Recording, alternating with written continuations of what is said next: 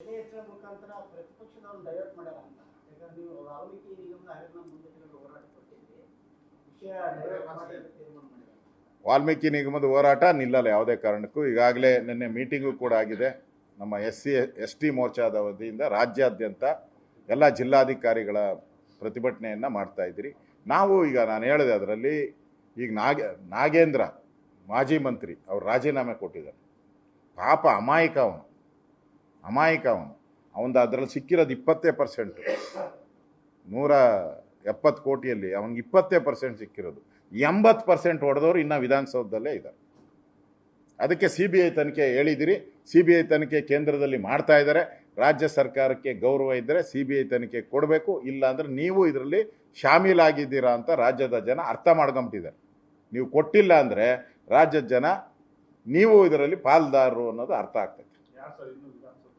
ಹೇಳಿದಾರಲ್ಲ ಪತ್ರಿಕೆಯಲ್ಲಿ, ಮಂತ್ರಿ ಇನ್ನೂ 3 ಜನ ಮಂತ್ರಿಗಳಿದ್ದಾರೆ ಅಂತ ಹೇಳಿದ್ದಾರೆ. ನಾನು ಹೇಳ್ತಾ ಇದ್ದೀನಿ, ಇದು ಫೈನಾನ್ಸ್ ನೋಡಿ, ಫೈನಾನ್ಸ್ ಡಿಪಾರ್ಟ್ಮೆಂಟ್ ಅಂದರೆ ನೀವು 1 ಕೋಟಿ ರೂಪಾಯಿನೂ ಫೈನಾನ್ಸ್ ಡಿಪಾರ್ಟ್ಮೆಂಟಿಂದ ಕ್ಲಿಯರೆನ್ಸ್ ತಗೊಬೇಕಾದ್ರೆ 6 ತಿಂಗಳು 1 ವರ್ಷ ಬೇಕು. 1 ಕೋಟಿ ರೂಪಾಯಿ ಅನುದಾನ ತಗೊಬೇಕಾದ್ರೆ 6 ತಿಂಗಳು 1 ವರ್ಷ ಬೇಕು. ಇಲ್ಲಿ 180 ಕೋಟಿ ರೂಪಾಯಿನ 187 ಕೋಟಿ ರೂಪಾಯಿನ ಒಂದು ಬೇನಾಮಿ ಅಕೌಂಟನ್ನು ಚೆಕ್ ಮಾಡಬೇಕಲ್ಲ. ಅದು IT-BT ಕಂಪನಿಗಳು ಹಾಕ್ಬಿಟ್ಟವ್ರೆ. ಆ ಥರದ IT-BT ಕಂಪನಿಗಳೇ ಇಲ್ಲ, IT-BT ಕಂಪನಿನೇ ಇಲ್ಲ. ಅಲ್ಲಿಂದ ಅದನ್ನು ಟ್ರಾನ್ಸ್ಫರ್ ಮಾಡ್ಕೊಂಡಿದ್ದಾರೆ ಲೋಕಲ್ ಬ್ಯಾಂಕ್ಗೆ ಟ್ರಾನ್ಸ್ಫರ್ ಮಾಡಿ ವೈನ್ ಸ್ಟೋರ್ಗಳಿಗೆ, ಬಾರ್ಗಳಿಗೆ ವೈನ್ ಸ್ಟೋರ್ಗಳು ಕೊಟ್ಬಿಟ್ಟಿದ್ದಾರೆ. ಅಂದರೆ ಫೈನಾನ್ಸ್ ಡಿಪಾರ್ಟ್ಮೆಂಟು 1 ಕೋಟಿ ಕೊಡೋಕ್ಕೂ ಸತಾಯಿಸ್ತಾರೆ ನಮಗೆ ಅಭಿವೃದ್ಧಿಗೆ. ಏಕಾಏಕಿ ಟಕಾಟಕ್ ಅಂತ ರಾಹುಲ್ ಗಾಂಧಿಯವರು ಇಷ್ಟೊಂದು ಹಣವನ್ನು ಇದಕ್ಕೆ ಏನೋ ಬಾರ್ಗಳಿಗೆ, ವೈನ್ ಸ್ಟೋರ್ಗಳಿಗೆ ಕಳಿಸ್ಬಿಟ್ರಲ್ಲ. ಟಕಾಟಕ್ ಅಂತ ಬಾರ್ಗಳಿಗೆ ಹೊರಟೋಯ್ತಲ್ಲ ಇಷ್ಟು ಹಣವನ್ನು. ಹೆಂಗೆ?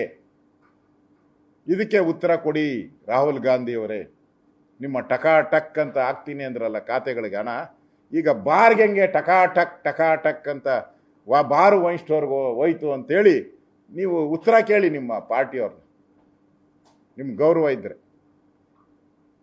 ಥ್ಯಾಂಕ್ ಯು, ಧನ್ಯವಾದ.